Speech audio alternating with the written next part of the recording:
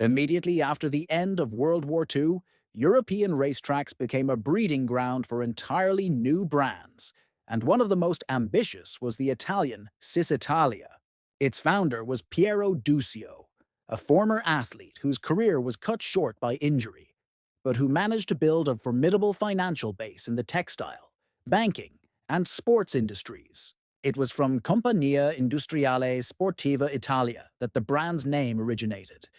Duccio quickly realized that motorsport could become his company's calling card, so he founded Scuderia Torino and began developing his own racing cars. Cisitalia's initial post-war successes sparked ambitions for the highest level of Grand Prix racing. The first Cisitalia prototypes, based on Fiat mechanicals, were built in 1945. A dozen or so months later, the brand offered both single-seater racing cars and civilian sports cars. The culmination of these early successes was the 1947 Mille Miglia, where Cisitalia took second, third, and fourth place overall, as well as a podium finish in its class. This result proved the young company's ability to compete with established manufacturers. For Duccio, however, this was only the beginning. His goal was to build a car that could dominate Grand Prix racing and elevate Cisitalia to the very pinnacle of global motorsport. To realize his dreams, Duccio partnered with the Porsche design office in Gmund, Austria.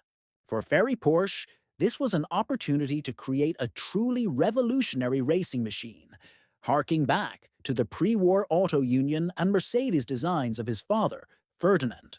Thus was born the Type 360 project, also known as the Cisitalia 360 or Porsche 360. The car was to be the most technologically advanced racing car of its era. Other projects were planned simultaneously: a sports car, a tractor, and a water turbine. But it was the Type 360 that became the symbol of this incredibly ambitious collaboration. The 360 project brought together the elite of European engineering.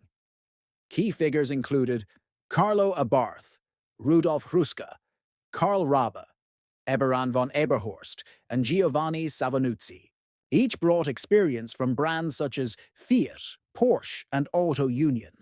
The entire project was held together by motorsport legend Tazio Nuvolari, who had supported Cisitalia from the outset. His presence lent the project prestige and credibility. The Type 360 was intended not only as a racing car, but also as a manifestation of the technological capabilities of post-war Europe and a symbol of a return to top-level competition.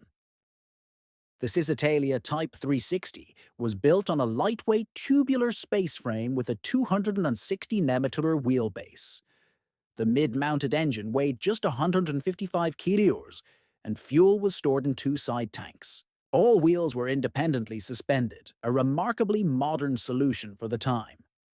The entire structure was covered by a streamlined body made of magnesium, a material rarely used due to its technological challenges. The design combined lightness with strength and was intended to provide excellent handling at very high speeds, previously virtually unheard of in Formula Grand Prix. The heart of the Type 360 was a 1.5-liter, 12-cylinder boxer engine with 4 camshafts and a Roots supercharger, designed specifically for this model. Even in its basic configuration, it developed around 290 HP, and on high-octane fuel, it could reach up to 450 HP at 10,500 RPM. These figures were comparable to the legendary pre-war Silver Arrows. Power was transmitted to all 4 wheels via a 5-speed gearbox, and an additional lever allowed the front axle to be disengaged while driving. This advanced drivetrain gave the car the potential to exceed 300 km/h.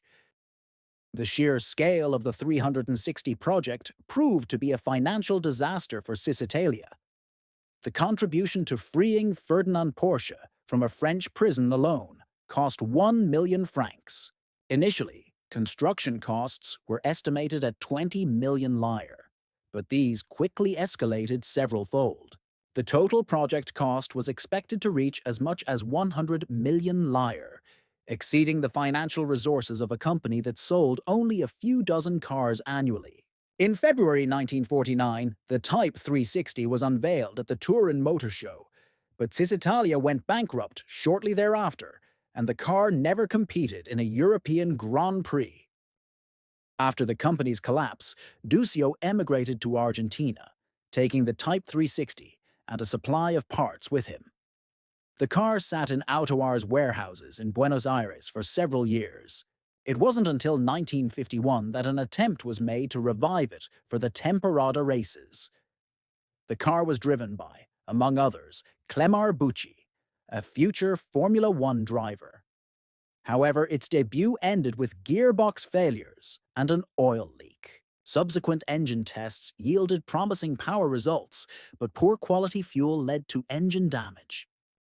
In the summer of 1953, the Cisitalia 360 was prepared for a land speed record attempt. The first run achieved 260 km/h, 160 mph, but the second ended with another engine failure and an average speed of just 234 km/h, 144 mph. The disappointed Argentines sold the car for a small sum. The new owner planned to convert it into a dragster with a Ford V8 engine, but the project was never completed. For several years, this groundbreaking car lay forgotten, even though it had the potential to completely change the face of post-war Grand Prix racing. In 1960, Porsche purchased the Cisitalia Type 360, restoring it to full working order. A year later, it was driven around the factory several times before being donated to a museum, where it remains to this day as one of the most important prototypes in the brand's history. In the 1970s, a second example was assembled from recovered parts, now on display at Donington Park.